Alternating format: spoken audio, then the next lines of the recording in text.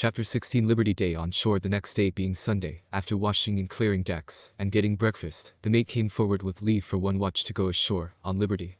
We drew lots, and it fell to the larboard, which I was in. Instantly all was preparation. Buckets of fresh water, which we were allowed in port, and soap, were put in use. Go ashore jackets and trousers got out and brushed, pumps, neckerchiefs, and hats overhauled, one lending to another, so that among the whole each one got a good fit out. The boat was called to pull the Liberty men ashore, and we sat down in the stern sheets, as big as pay passengers, and jumping ashore, set out on our walk for the town, which was nearly 3 miles off. It is a pity that some other arrangement is not made in merchant vessels, with regard to the Liberty Day.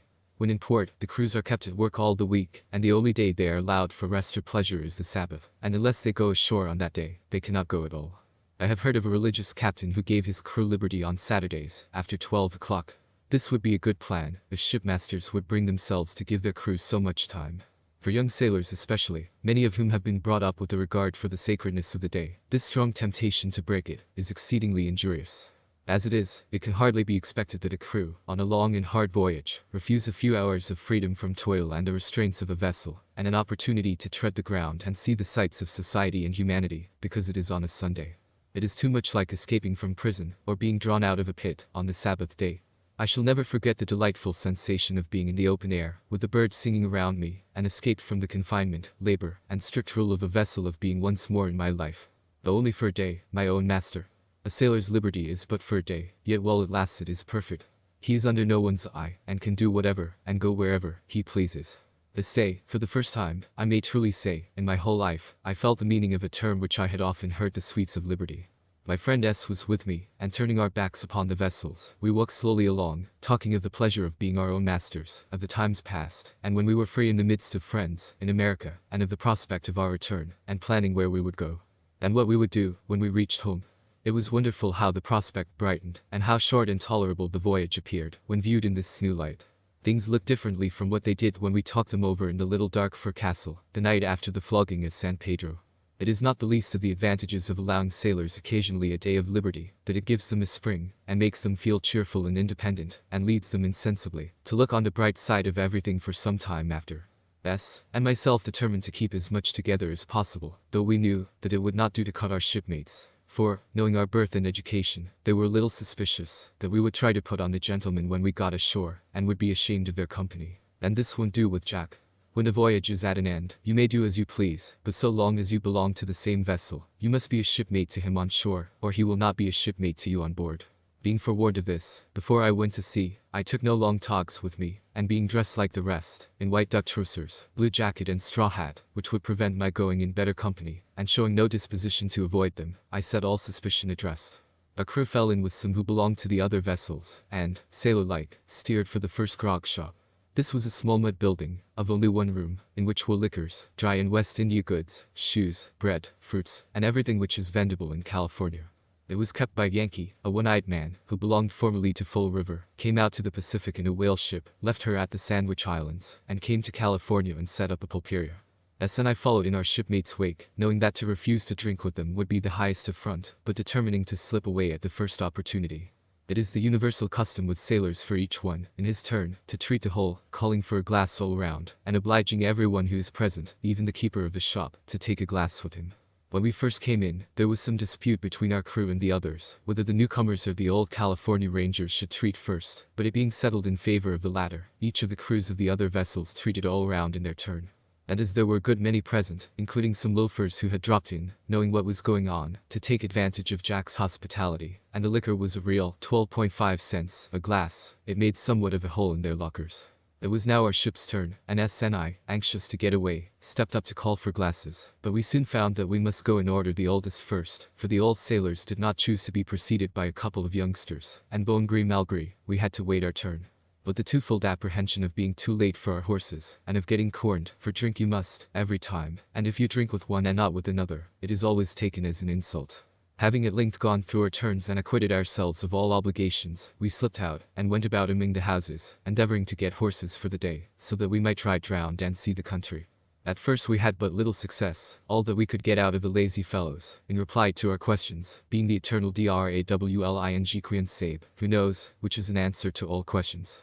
After several efforts, we at length fell in with a little Sandwich Island boy, who belonged to Captain Wilson of the Ayacucho, and was well acquainted in the place, and he, knowing where to go, soon procured us 2 horses, ready saddled and bridled, each with a lasso coiled over the pommel. These we were to have all day, with the privilege of riding them down to the beach at night, for $1, which we had to pay in advance. Horses are the cheapest thing in California, the very best not being worth more than $10 apiece, and very good ones being often sold for 3 and 4. In taking a day's ride, you pay for the use of the saddle, and for the labor and trouble of catching the horses. If you bring the saddle back safe, they care but little what becomes of the horse. Mounted on our horses, which were spirited beasts, and which, by the way, in this country, are always steered by pressing the contrary rein against the neck, and not by pulling on the bit, we started off on a fine run over the country. The first place we went to was the old ruinous Presidio, which stands on a rising ground near the village, which it overlooks. It is built in the form of an open square, like all the other presidios, and was in a most ruinous state, with the exception of one side, in which the commandant lived, with his family. There were only 2 guns, one of which was spiked, and the other had no carriage. 12 half-clothed and half-starved-looking fellows compassed the garrison, and they, it was said, had not a musket apiece. The small settlement lay directly below the fort, composed of about 40 dark brown-looking huts, or houses, and 2 larger ones, plastered, which belonged to 2 of the gente de Raisin. This town is not more than half as large as Monterey or Santa Barbara, and has little or no business. From the Presidio, we rode off in the direction of the mission, which we were told was 3 miles distant. The country was rather sandy, and there was nothing for miles which could be called a tree, but the grass grew green and rank, and there were many bushes and thickets, and the soil is said to be good. After a pleasant ride of a couple of miles, we saw the white walls of the mission, and fording a small river, we came directly before it. The mission is built of mud, or rather of the unburnt bricks of the country, and plastered. There was something decidedly striking in its appearance. A number of irregular buildings, connected with one another, and disposed in the form of a hollow square, with a church at one end, rising above the rest, with a tower containing 5 belfries, in each of which hung a large bell, and with immense rusty iron crosses at the tops. Just outside of the buildings, and under the walls, stood 20 or 30 small huts, built of straw, and of the branches of trees, grouped together, in which a few Indians lived, under the protection, and in the service of the mission. Entering a gateway, we drove into the open square, in which the stillness of death reigned. On one side was the church, on another, a range of high buildings with grated windows, a third was a range of smaller buildings, or offices, and the fourth seemed to be little more than a high connecting wall. Not a living creature could we see. We rode twice round the square, in the hope of waking up someone, and in one circuit, saw a tall monk, with shaven head, sandals, and the dress of the Grey Friars, pass rapidly through a gallery, but he disappeared without noticing us. After 2 circuits, we stopped our horses, and saw, at last, a man show himself in front of one of the small buildings. We rode up to him, and found him dressed in the common dress of the country, with a silver chain round his neck, supporting a large bunch of keys. From this, we took him to be the steward of the mission, and addressing him as mayordomo, received a low bow and an invitation to walk into his room. Making our horses fast, we went in. It was a plain room, containing a table, 3 or 4 chairs, a small picture or 2 of some saint, or miracle, or martyrdom, and a few dishes and glasses. "Hay algunas cosa de comer?" said I. "Sí, señor," said he. "Que gusto usted?" Mentioning frijoles, which I knew they must have if they had nothing else, and beef and bread, and a hint for wine, if they had any, he went off to another building, across the court, and returned in a few moments, with a couple of Indian boys, bearing dishes and a decanter of wine. The dishes contained baked meats, frijoles stewed with peppers and onions, boiled eggs, and California flour baked into a kind of macaroni. These, together with the wine, made the most sumptuous meal we had eaten, since we left Boston, and, compared with the fare we had lived upon for 7 months, it was a regal banquet. After dispatching our meal, we took out some money, and asked him how much we were to pay. He shook his head, and crossed himself, saying that it was charity, that the Lord gave it to us. Knowing the amount of this to be that he did not sell it, but was willing to receive a present, we gave him 10 or 12 reals, which he pocketed with admirable nonchalance, saying, "Dios si lo pague." Taking leave of him, we rode out to the Indians' huts.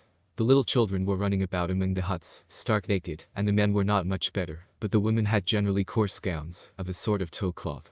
The men are employed, most of the time, in tending the cattle of the mission, and in working in the garden, which is a very large one, including several acres, and filled, it is said, with the best fruits of the climate. The language of these people, which is spoken by all the Indians of California, is the most brutish and inhuman language, without any exception, that I ever heard, or that could well be conceived of. It is a complete slabber. The words fall off of the ends of their tongues, and a continual slabbering sound is made in the cheeks, outside of the teeth. It could not have been the language of Montezuma and the independent Mexicans. Here, among the huts, we saw the oldest man that I had ever seen, and, indeed, I never supposed that a person could retain life and exhibit such marks of age. He was sitting out in the sun, leaning against the side of a hut, and his legs and arms, which were bare, were of a dark red color, the skin withered and shrunk up like bird leather, and the limbs not larger round than those of a boy of 5 years. He had a few grey hairs, which were tied together at the back of his head, and he was so feeble that, when we came up to him, he raised his hands slowly to his face, and taking hold of his lids with his fingers, lifted them up to look at us, and being satisfied, let them drop again. All command over the lids seemed to have gone. I asked his age, but could get no answer, but Queen Sabe. And they probably did not know the age. Leaving the mission, we returned to village, going nearly all the way on a full run. The California horses have no medium gait, which is pleasant, between walking and running, for as there are no streets and parades, they have no need of the genteel trot, and their riders usually keep them at the top of their speed until they are tired, and then let them rest themselves by walking. The fine air of the afternoon, the rapid rate of the animals, who seemed almost to fly over the ground, and the excitement and novelty of the motion to us, who had been so long confined on shipboard, were exhilarating beyond expression, and we felt willing to ride all day long. Coming into the village, we found things looking very lively. The Indians, who always have a holiday on Sunday, were engaged at playing a kind of running game of ball, on a level piece of ground, near the houses. The old ones sat down in a ring, looking on, while the young ones, men, boys and girls, were chasing the ball, and throwing it with all their might. Some of the girls ran like greyhounds. At every accident, or remarkable feat, the old people set up a deafening screaming and clapping of hands. Several blue jackets were reeling about among the houses, which showed that the pulperias had been well patronized. One or two of the sailors had got on horseback, but being rather indifferent horsemen, and the Spaniards having given them vicious horses, they were soon thrown, much to the amusement of the people. A half-dozen Sandwich Islanders, from the hide houses and the 2 brigs, who were bold riders, were dashing about on the full gallop, hallooing and laughing like so many wild men. It was now nearly sundown, and S. and myself went into a house, and sat quietly down to rest ourselves, before going down to the beach. Several people were soon collected to see Los Ingles Marineros, and one of them, a young woman, took a great fancy to my pocket handkerchief, which was a large silk one that I had before going to sea, and a handsomer one than they had been in the habit of seeing.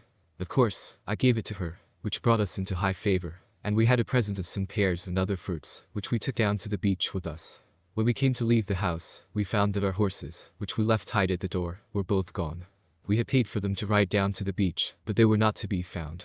We went to the man of whom we hired them, but he only shrugged his shoulders, and to our question, "Where are the horses?" only answered, "Queen Sabe."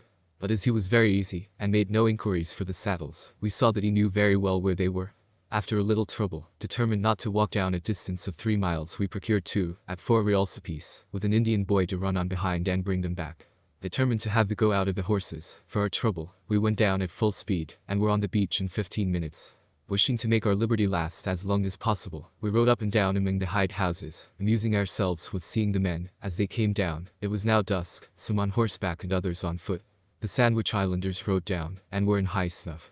We inquired for our shipmates, and were told that 2 of them had started on horseback, and had been thrown or had fallen off, and were seen heading for the beach, but steering pretty wild, and by the looks of things, would not be down much before midnight. The Indian boys having arrived, we gave them our horses, and having seen them safely off, hailed for a boat and went aboard. Thus ended our first Liberty Day on shore. We were well tired, but had a good time, and were more willing to go back to our old duties. About midnight, we were waked up by our 2 watchmates, who had come aboard in high dispute. It seems they had started to come down on the same horse, double-backed, and each was accusing the other of being the cause of his fall. They soon, however, turned in and fell asleep, and probably forgot all about it, for the next morning the dispute was not renewed.